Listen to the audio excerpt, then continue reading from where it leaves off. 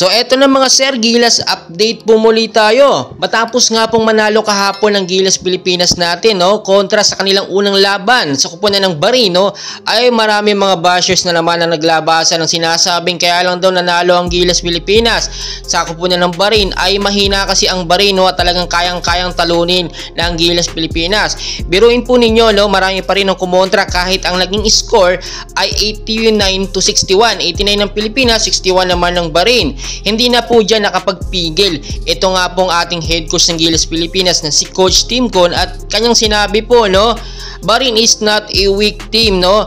Sa Asia na FIBA World Cup na ginanap nga po sa Indonesia nitong nakaraang taon lamang ay muntik na nga pong talunin ng Bahrain ang China sa score nga po na 79-80.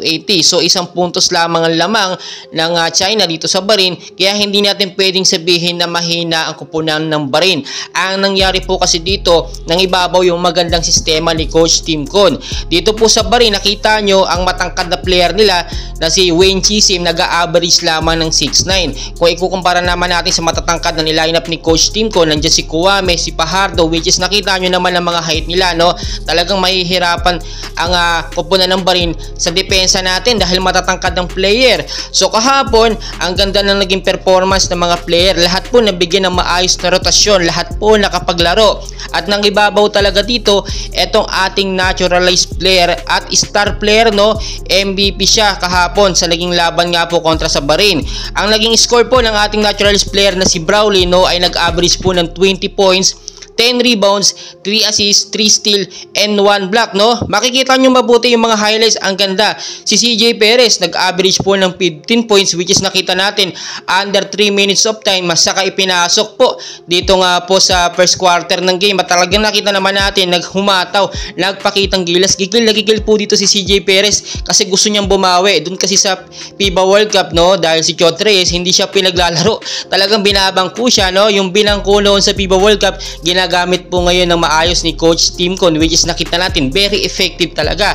At si CJ Perez talagang humataw, no, nag-boom siya yung kanyang galing. Samantalang si Kuame naman nag-average po ng 15 points kahapon. Ang tindi ng kanyang depensa, hihirapan po talaga ang kupunan ng Bahrain dahil sa tangkad nitong si Kuame.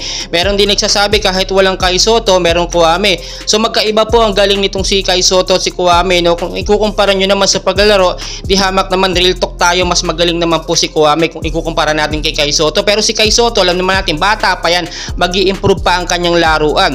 Si Obtana nag-average po ng 10 points. Junmar Fajardo natin, no, 8 points. Si Lassiter 8 points din. Si Scottie Thompson naman nag-average ng 5 points. So si Scottie Thompson, dapat ingatan niya yung kanyang mga galaw. Muntik na po siyang ma-injury, no. Ang mangyayari dito kapag hindi mag-iingat sa kilos niya, etong si Scottie Thompson, ay baka sa mga susunod na laban hindi siya makapaglaro. Lagi na lang po siya magkakaroon ng injury dahil sa kanyang very unexpected moves na talagang mabilisan, no. Pero magagawin man, okay na rin yun, all goods na rin yun. 5 points ang kanyang naitala. Si Chris Newsome 3 points, si Alas 2 points, si Aguilar naman 2 points, at si Chris Ross nag-average na bang ng 1 point. So makikita natin dito yung magandang rotasyon na pinapakita nga po, pinatupad ni Coach Tim Con. Marami ngayon ang napapahiya, no, marami ding sumusuporta, pero may ilan-ilan lamang po na nambabash nga po dito sa Gilas Pilipinas dahil ang sinasabi nila dapat labanan. Magkakaalaman daw yan bukas, no, sa kupunan po ng Thailand saka sa Jordan. Matitignan, no, malalaman talaga kung ganun pa rin yung mangyayari. So iba kasi ngayon si Coach Tim Con kasi kapag alam niya hindi nagiging effective isang player sa loob, pinapalitan niya po yan ng player na kondisyon ng pangangatawan, lalo na yung mga kamay, lalo sa tres, no, at yung matitinding depensa. Ang ganda kahapon, no, nakita nyo namang mabuti, halos lahat po nakapaglaro. So aabangan po natin, no, September 28, alas 11 ng umaga, ang next na laban po ng Gilas Pilipinas, so kontra naman sa kupunan ng Thailand. So ngayon talaga nakita natin yung sistema ni Coach Tim Con, nakabuelo na siya, dahil sa katuparan niya na yung plan B niya, ang ganda po, kahit hindi nakasama yung 4 na requested player niya, ay mas malakas, o malakas pa rin yung kanyang mga player ngayon. Talagang marami nagsasabi, no, mas malakas yung lineup nung FIBA World Cup kung ikukumpara ngayon. Wala tayong tutol yun.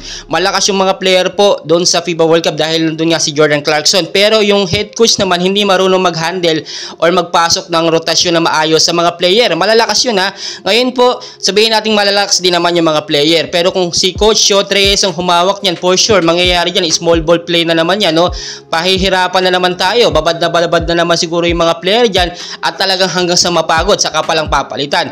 Pero magkaiba talaga tayo, no? Iba talaga si Coach Tim kung ikukumpara kay Shot Reyes. So, iwasan na po natin yun, no? Ngayon, suportahan na natin ang Gilas Pilipinas sa kanilang magiging susunod na laban. Dahil nakita natin, magsusunod-sunod yan, at hanggang makamove tayo sa second round. Patuloy ko po kayong i-update, and please, huwag niyong kalimutan mag-like and subscribe para updated po kayo sa ating